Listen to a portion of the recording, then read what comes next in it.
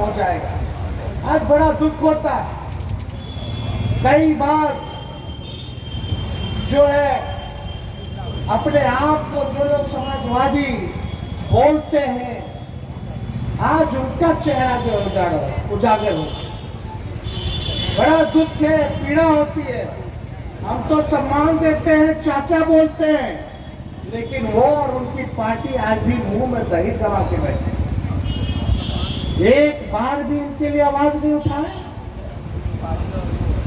आज उनके बदौलत अगर भारत में सरकार चल रही है, उनके पार्टी के लोग मंत्री हैं भारत सरकार में, अगर भाजपा ने मना कर दिया आज जातीय जनगणना कराने से, 9वीं अधिसूची में बिहार का आरक्षण को डालने से, तो जितना बड़ा दोषी भाजपा है उतना बड़ा दोषी नीतीश कुमार जी भी है। डबल इंजन की सरकार चुप्पी साधे। यहाँ बता लेटरल एंट्री करा दिया गया। जो गरीब है, पिछड़े समाज के, अति पिछड़े समाज के, दलित समाज के, उनको तो भिखारियां बनाना चाहते, लेकिन कोई लोग उन्हें मेहनत करके पढ़ ले, आईपीएस का तैयारी करा ले, आईएएस का तैयारी करा ले, तो उसको भी ये लोग नहीं घुसने देना चाहते। अभी 45 को पद निकाल दिया आईएएस आईपीएस का, बिना आरक्षण को लागू किए हुए, बिना परीक्षा को लिए हुए, उसको कहते हैं लेटरल। लेटरल करके लेटरल एंट्री के बहाने कोई परीक्षा नहीं होगा, ये आईएएस आईपीएस बनेगा तो यूपीएससी क्या करेगा? उसका परीक्षा है, नियम है, कुछ सिविल सर्विसेज के लिए तैयारी होती है। जो दिन रात मेहनत करके आईएएस आईपीएस बनना चाहता है, उनका क्या होगा, ये सोचने की जरूरत है। यही कृषि विभाग में एकल पद के बहाने आरक्षण को खत्म कर दिया है भाजपा के लोगों ने। और दुख की बात है कि कृषि मंत्री अपने आप को ओबीसी कहते हैं भारत सरकार की, मोदी जी पिछड़ा कहते हैं। अब फिर बोलते हैं अभी इंटरव्यू में चुनाव में ज्योतिरादित्य चौधरी ने बोला कि हम तो इंसान है ये नहीं है, हम तो भगवान के रूप हैं। ये बात बोलने वाला व्यक्ति, तो आप लोग सब लोगों को ये हम लोग कहने आए हैं कि एकजुट होइए और लड़ाई लड़िए, अपने अधिकार को जानिए। कहावत है ना, जो सोवत है वो खोवत है, सोए रहोगे तो खोते रहोगे, कुछ होना ना जाना नहीं है।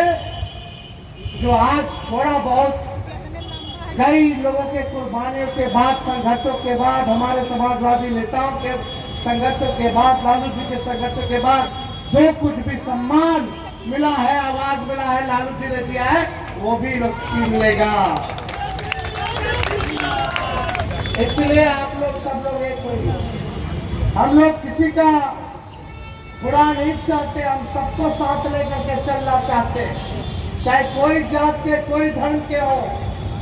लेकिन अगर किसी समाज के साथ अगर कोई अन्याय कर रहा हो, तो हम लोगों का खड़ा होना भी, उनकी रक्षा करना भी, उनकी लड़ाई लड़ने का भी पद हम लोगों के ऊपर आता है। और दायित्व को निभाने के लिए तेजस्वी पीछे हटने वाला नहीं, उनकी लड़ाई में सबसे आगे मिलेगा।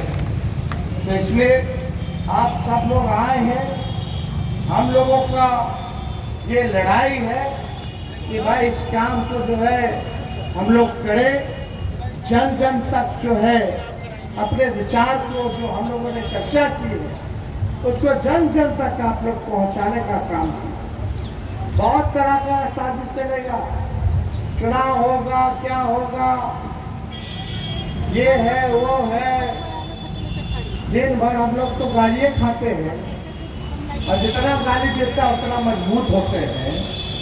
तो जितना जिसको गाली देना हो हमको दो, हम गाली खाने के लिए तैयार हैं, लेकिन इस लड़ाई को छोड़ने के लिए तैयार लड़ेंगे जब तक आपको अधिकार नहीं मिल जाता। तेजस्वी की एक और लड़ाई है, हम चाहते कोई ऐसा नौजवान ना रहे बेरोजगार जिसके हाथ जो है खाली रहे। मेरी इच्छा है कि हर एक बेरोजगार को, हर एक नौजवान के हाथ में हम लोग काम देने का काम करें, ताकि उसका घर चलता रहे, उसका जीवन भविष्य सुधरे। ये बेरोजगारी की लड़ाई जो है, यह भी साथ साथ हम लोग जो है लड़ाई लड़ने का काम करें। लेकिन आज देख लीजिए, सत्ता में जो लोग हैं क्या काम कर रहे हैं। तेजस्वी के जाने के बाद बता दो, एक नौकरी दिया हो तो कितना दिन हो गया इस सरकार।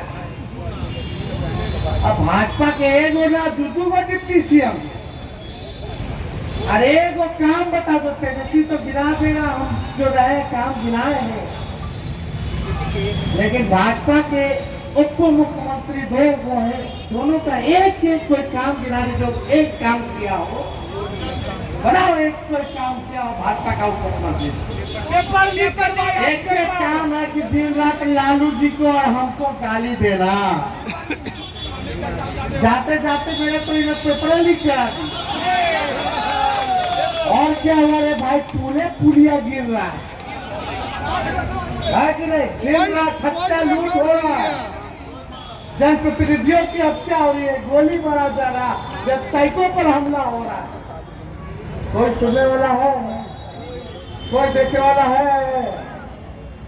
बस इनको चुनाव जीतना है। चुनाव काहे जीतना है? आपके भलाई के लिए नहीं, बिहार के तरक्की के लिए नहीं, तो खुद बने रह जाए मलाई खाने के लिए, इसलिए चुनाव जीतना। हम लोग तो इतना सा विपक्ष में रहे, और तेजस्वी राजनीति में तब आए जब हम विपक्ष में थे। हम पे केस मुकदमा किया सब कर लेने दो। जो सांस को आज किस बात की, सच की जीत होती है, सच की जीत होती है। और अभी भी देखिए, कब से 17 से मुकदमा कर रहा है मेरे ऊपर, क्या हो गया? और मजबूत हुए कि नहीं हुए? हर जगह झूठ टिकता नहीं। इसलिए आप सब लोगों से ये कहना है, ये लोग जो लोग सत्ता में, जो आज गाली दे रहे हैं, आज हम लोग धरना प्रदर्शन कर रहे हैं, तो उनके जो लोग हैं, उस समय मंत्री थे, अभी कार्यकारी राष्ट्रीय अध्यक्ष बने हैं, वो शायद बोले हैं कि लोग नौटंकी कर रहा है। जो कार्यकारी राष्ट्रीय अध्यक्ष है, वो तो मंत्री थे जब हम मुख्यमंत्री थे, तो मेरे साथी ना बैठ के प्रेस कॉन्फ्रेंस कर रहे थे भाई। मुख्यमंत्री जी के सब मंत्री सब मेरे साथ ही ना बैठ के प्रेस कॉन्फ्रेंस मेरे नेतृत्व में किया कि भारत सरकार को हम लोगों ने भेजा है 9वीं अनुसूची में डालो, और भारत सरकार जो है बेईमानी कर रहा, आरक्षण विरोधी है। वही लोग ना बोलते थे। हम जनता दल यूनाइटेड के लोगों से केवल एक सवाल पूछना चाहते हैं, अगर पत्रकार भाई इस सवाल का जवाब ले, चाहे वो कुछ भी बोले, इस सवाल का जवाब लेकर के आ जाना।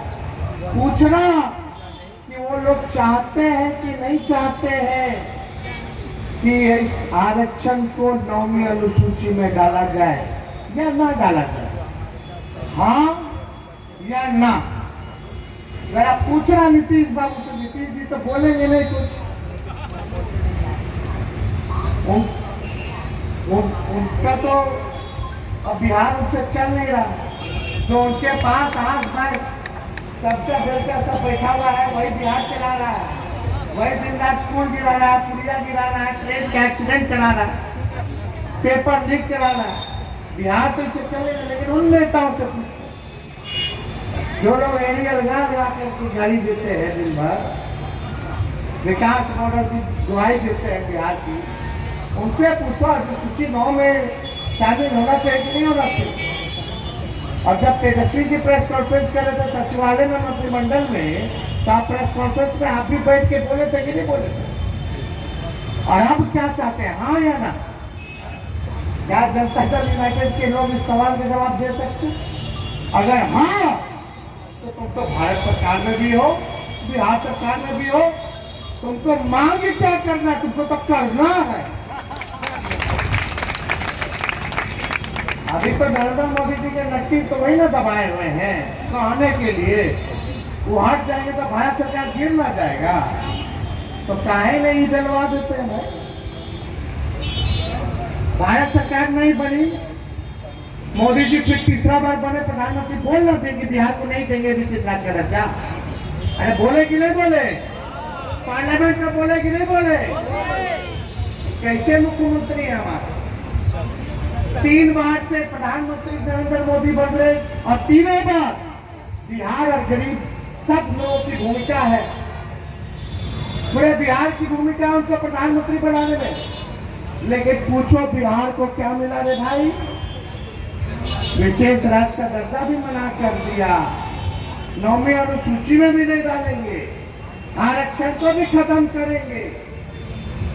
आज तक के पर वक्त बोर्ड का कानून ला करके तरह तरह का जुल्म उठाया जा रहा है, लेकिन मुख्यमंत्री इसमें भी चुप रहेंगे। खाली चुप रहने के लिए मुख्यमंत्री बनाया गया कि काम करने के लिए बनाया गया?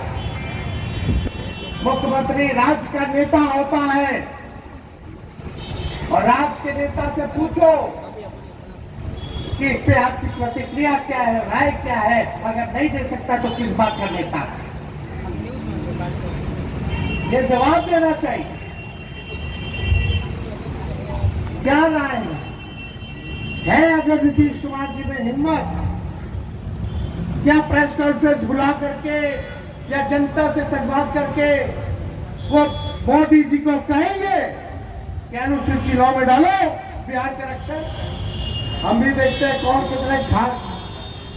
कितने पानी में है। कोई बोले ना बोले, लेकिन इस लड़ाई को किसी भी कीमत पे, चाहे भारत सरकार हो या प्रधानमंत्री को घुटने पे टिकाना पड़े, हम लोग टिकाने का काम करेंगे। लेकिन किसी भी कीमत पर पूरे देश में जाति जनगणना करवाने का काम करवाएंगे और बिहार के आरक्षण को 9वीं सूची में डालने का काम करेंगे। लेकिन इसमें बस आप लोगों का साथ चाहिए। हम पूछना चाहते हैं, हाथ उठा के बताइए, आप सब लोगों का साथ मिलेगा कि नहीं मिलेगा? लड़ाई लड़िएगा ना तो साथ मिलेगा ना? तो यहीं से हल्ला बोला जाएगा, अपना अधिकार दिया जाएगा। सम्मान की बात है, गरीब की बात है, बिहार की तरक्की की बात है। इसलिए इन चंद शब्दों के साथ हम अपनी बात को विराम देते हैं। आप सब लोगों को पुनः दिल से धन्यवाद और बधाई देते हैं। जय हिंद, जय बिहार।